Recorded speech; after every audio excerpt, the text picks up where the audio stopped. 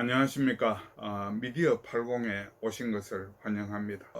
오늘 아침 신문을 보다가 재미있는 일이 발견이 됐는데요. 신문 사설이 보통 세 꼭지가 들어가죠. 근데 사설 두 꼭지하고 그 옆에 칼럼 한 꼭지가 세 건이 전부 한 사람을 대상으로 기사를 써놨더라고요. 수산물 대신 차라리 X를 먹겠다던 민주당의 그 횟집 회식 이게 톱으로 돼 있고요. 사설 중간이 대북 송금 관련해 가지고 직접 결제 뒤 수고했다 격려를 해놓고 부지사가 몰래 했다 이런 식으로 덮어 씌우고 있다 하는 내용입니다. 공교롭게도 옆에 있는 칼럼이 이재명 대표에 대한 이야기를 주제로 했는데 내용을 보면 이 대표의 몸통 바꿔치기 무한도전 이래놔 놓고 성남시장 때도 고비마다 가짜 뉴스를 생산해서 얘기를 벗어났다 그런 이야기고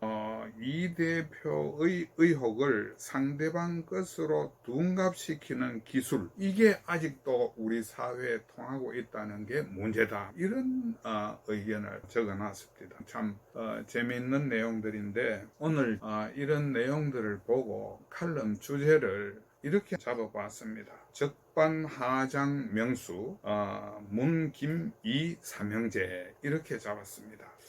적반하장이라는 것은 사람들이 사람을 믿을 수 없게 만드는 거죠. 그래서 우리 사회의 사회적 자본이 완전히 고갈 상태라고 이야기할 수 있습니다. 그 사회적 자본이라는 것은 사람 서로에 대한 신뢰와 우리 공공 문제에 대한 참여 정도를 보고 그 사회적 자본이 클수록 사회가 안정되고 발전적인 미래를 예상을 하는 반면에 사회적 자본이 고갈되면 그만큼 사회 갈등이 많고 그 나라가 한 방향으로 굴러나가기가 어렵다 하는 이야기가 되겠습니다. 근데 최근에 우리나라에서 일어나고 있는 이 적반하장 이거하고 관련해 가지고 하나의 그 역사 사례가 머리에 떠오르더라고요. 1970년대죠.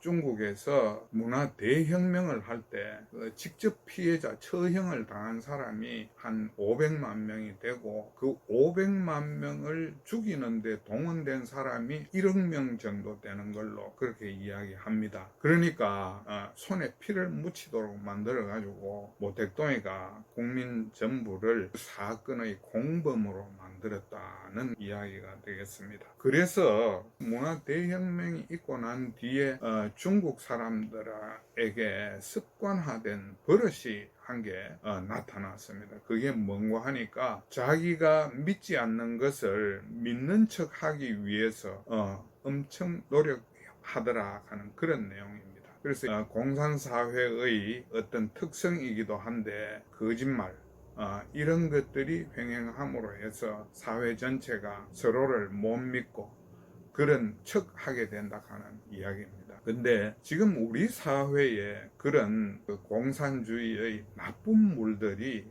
상당히 침투가 되고 있는 듯한 인상이 있습니다. 오늘 이야기하려고 하는 세 사람의 이야기가 바로 그렇습니다. 문재인 대통령 되짚어 보면 성군의 취임사를 이야기했지만 5년 동안의 그 국정 운영을 보면 그야말로 무책임과 무능의 극치 어떤 점에서 이야기하면 나라를 망치기 위해서 대통령이 된 것 같은 인상을 줬죠. 그 북한 김정은에게 USB를 전달하고 왕따 외교 혼밥 외교 탈북자를 다시 북한으로 넘겨줘가지고 그 사람들이 죽도록 만드는 그런 일들 하며 필설로 다 말하기 어려운 사건들이 있었습니다. 그런데 그때 당시에 여러분들도 기억하시겠지만 문재인 대통령을 어떻게 민주당이나 정권 쪽에서 축혀 세웠는지 아실 겁니다. 바로 조선시대의 개혁군주 태종과 같은 사람이라고 이야기를 했습니다. 이런 참 적반하장이 없죠. 사실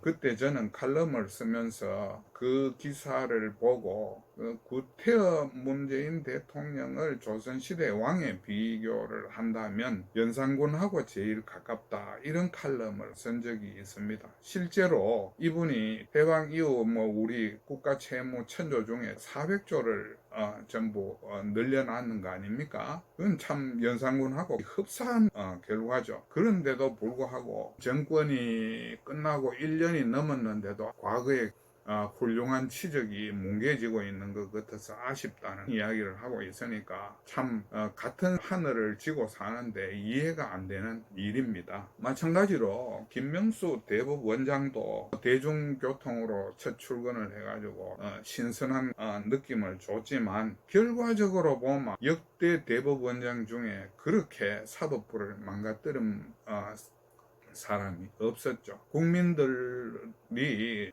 치를 떨었다 해야 됩니까? 오죽했으면 그 고등학교 동창회에서 제적을 시키느니 많이 그런 이야기까지 나왔으니까 그분의 그 행적에 대해서는 우리가 누누이 이야기할 필요가 없을 겁니다. 그런데 이분이 퇴임을 앞두고 한 이야기가 뭡니까?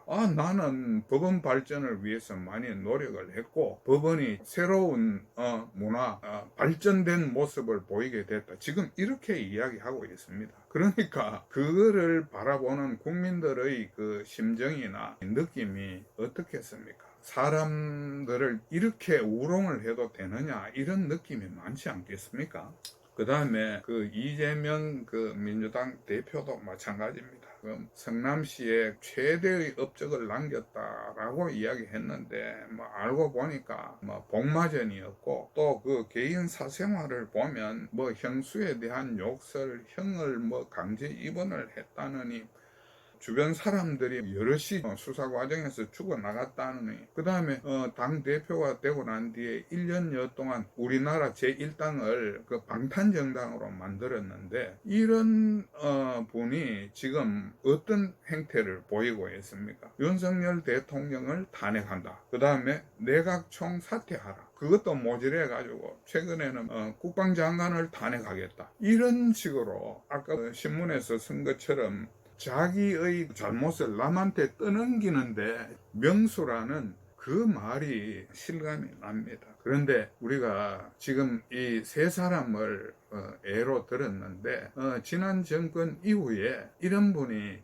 세 사람뿐이었겠습니까? 제가 볼 때는 지금 우리나라에 모르긴 해도 수만 명은 된다고 생각합니다. 그분들이 사람을 불신하게 만들고 나라를 불신하게 만들고 공공 문제에 대해서 건설적인 논의를 할 수 없도록 만드는 거 아니겠습니까?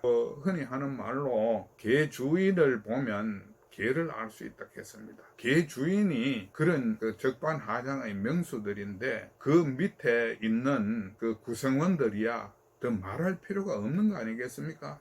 개 주인의 비위를 맞추기 위해 그분들이 한 적반하장의 행동들과 그 언급들을 일일이 다 기억할 수가 없을 정도로 차고 넘치고 있는 상태입니다. 지난 5년 동안에 우리 사회에 넘쳐난 그 어떤 대명사들을 보면 가짜뉴스 전문가, 불법 시위 전문가, 세월호 재탕, 삼탕 전문가, 선거 공작 전문가, 그 다음에 코인 전문가도 있었죠. 최근에는 국회 그 대정부 질문 중에 쓰레기 전문가, 빨갱이 전문가까지 나오는 상황으로까지 가고 있으니까 대정부 질문까지 무용론이 나오고 있는 상황입니다.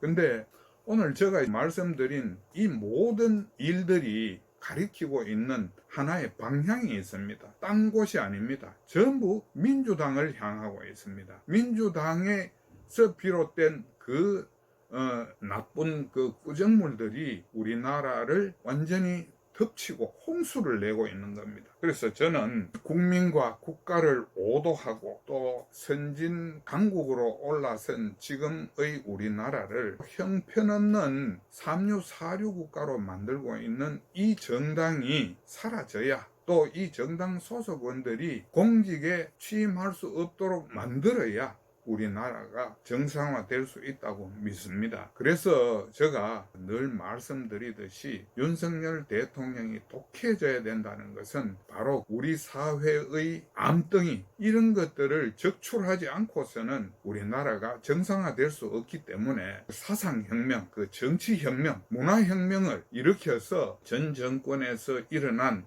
또는 종공 좌파 세력이 만들어낸 악습과 적폐들을 전부 걷어내야 이 나라가 바로 설 수 있다고 믿기 때문에 윤석열 대통령에게 거듭 독하게 이 행정을 추진해 줄 것을 당부하고 있는 겁니다.